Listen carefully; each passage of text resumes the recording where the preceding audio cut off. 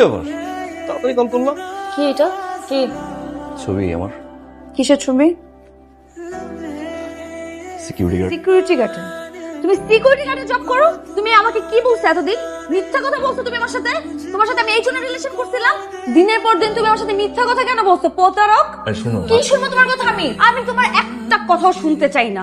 তুমি day by day আমার সাথে মিথ্যা কথা বলে গেছো। আজকে আমার ফ্রেন্ড আমাকে এই ছবি সেন্ড করে, সেই দিনও আমার দেখতে হয়। সবার সামনে আমি হাসির পাত্র হইলাম। হ্যাঁ, আমাকে সবার সামনে ইনসাল্ট তুমি করালা। তুমি এইটাই চাইছিলে আমার সাথে আসতে? মানে এখানে কে জানবে? আর জানার কে বাকি আছে? সবাই জানুক না তুমি আমার সাথে এরকম প্রতারণা করছো। ও আচ্ছা আচ্ছা, আমি তো এখন বুঝতে পারতেছি কেন তোমার বাপ দাদা সকালবেলা ঘুম থেকে উঠে কেন চা রুটি খায়। তুমি এই জন্যই খাইছো ফকিন্নি। তুমি আমার সাথে ডে বাই ডে মিথ্যা কথা বলে গেছো প্রতারক। আমি তোমার চেহারা নেক্সট টাইম আর দেখতে চাই না। সিকিউরিটি গার্ড তুমি না বলছো তোমার ভাই চাকরি করে? তোমার ভাইও তোমার সাথে সিকিউরিটি গার্ড চাকরি করে? ধরবা না তুমি আমাকে। নেক্সট টাইম কোনো যোগাযোগ করবো না। সিকিউরিটি গার্ড শালা প্রতারক।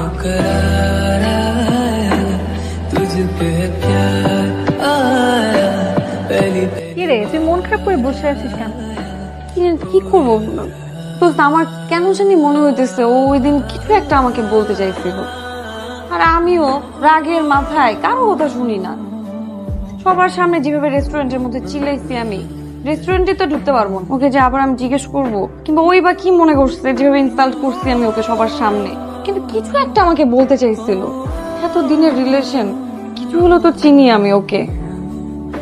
ও অনেক ডিফারেন্ট। আমার কাছে কেন জানি মনে হচ্ছে এর পিছনে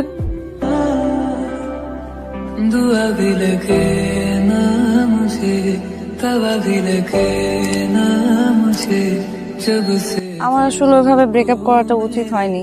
ফ্রেন্ডদের জন্য সবাই এমন ভাবে হাসি তামাশা করছিল আমাকে নিয়ে, তোমার ওই পিকচারটা নিয়ে খুব ইনসাল্ট ফিল হচ্ছিল। ঘুমাতে পারছিলাম না রাতে। আমি তোমাকে কিছু বলতে চাইনি, কিন্তু ওরা যেভাবে ধরলো আমাকে, তখন রাগের মাথায় তোমাকে এসে কথাগুলি বলতে হলো আমার। আসলে তোমাকে তখন বোঝা উচিত ছিল আমার। আমিও কি রাগের মাথায়, তুমি তো জানোই আমার রাগটা একটু বেশি। সরি। এখন এই বিয়েতে আমার কোনো আপত্তি নেই। কিন্তু আমার তো আপত্তি আছে। বিয়েটা তুমি করতে পারবো না। মানে? মানে আমার ভাই একজন সিকিউরিটি গার্ড। যদিও আমি এখন জব করি, তারপর যদি এখন আমার ভাই অসুস্থ হয়, আমি কিন্তু আবার প্রক্সি দিব। ও আরেকটা বিষয়, ওদিন কিন্তু আমি প্রক্সি দিয়েছিলাম, আমি সিকিউরিটি গার্ড ছিলাম না। তুমি তো কথাই শুনতে চাওনি। আমাদের রিলেশনশিপটা পুরোপুরি ছিল তোমার ফ্রেন্ডদের উপরে। তোমার সব ফ্রেন্ডের কথা শুনলা, হাসাহাসি করে কি বললো এটা শুনলা। তুমি কিন্তু একটাবার আমার কথা শুনতে চাও। 1000বার ট্রাই করেছিলাম নিজের কথাগুলো বলতে, কিন্তু সুযোগ দেওনি। ফেসবুক থেকে শুরু করে হোয়াটসঅ্যাপ নাম্বার সবকিছু ব্লক করে রেখেছে। ভালো তো আমিও বসছিলাম, তাই না? তোমার যা খুশি তুমি বলে ব্রেকআপ করে ব্লক করে রেখে দিলে। আমার কথা কিন্তু শুনতে চাওনি। যাকে আমি ভালোবাসছি সে যখন জানতে পারলো যে আসলে আমি একজন সিকিউরিটি গার্ড, সে আমাকে ছেড়ে চলে গেল।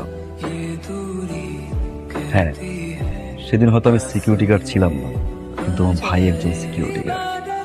আর এটা নিয়ে মোটেও আমি লজ্জাবোধ করছি না। প্রাউড ফিল করছি যে আমি একজন সিকিউরিটি গার্ডের ভাই। যেই ভাই ছোটবেলা থেকে আমাকে এত কষ্ট করে বড় করেছে। আর যে সাকসেসফুল মানুষটা না আমি, এই মানুষটার পুরোটা অবদান কিন্তু আমার ভাইয়ের। আর নিজে একজন সিকিউরিটি গার্ডের ভাই হিসেবে পরিচয় আমার এখনো লজ্জা করে না, কোনদিন করবে না। আমি যদি এখন তোমাকে বিয়ে করি, কোনো কারণে যদি আমার চাকরি চলে যায়, আবার যদি আমার ভাইয়ের প্রক্সি দিতে হয়, তখন তোমার ফ্রেন্ড আবার ছবি তুলবে, আবার তোমাকে হোয়াটসঅ্যাপ করবে, তখন কি আবার ছেড়ে চলে যাবো? কখনো কোনো মানুষকে তার অবস্থান দেখে ভালোবাসতে হয় না। আর সেই অবস্থান দেখেই তুমি আমাকে ছেড়ে চলে গেছো। ঠিক এখন আবার অবস্থান দেখেই বিয়ে করতে চাই। অবস্থান দেখে যে মানুষটা চলে যায়, সে আর যাই হোক তোমার লাইফ পার্টনার হতে পারে না। আমি তোমাকে ভালোবেসেছিলাম, সারা জীবন ভালোবেসে যাও। বাট যে আমাকে এবং আমার ভাইয়ের সিকিউরিটি গার্ডের ড্রেসটাকে ছোট করে, তাকে কখন আমার লাইফ পার্টনার বানাতে পারবো। আরেকটা কথা, তোমার ফ্রেন্ডদেরকে বলে দিও ওই দিনের ওই সিকিউরিটি গার্ডের ছেলেটাই আজকে তোমার বাবার বস।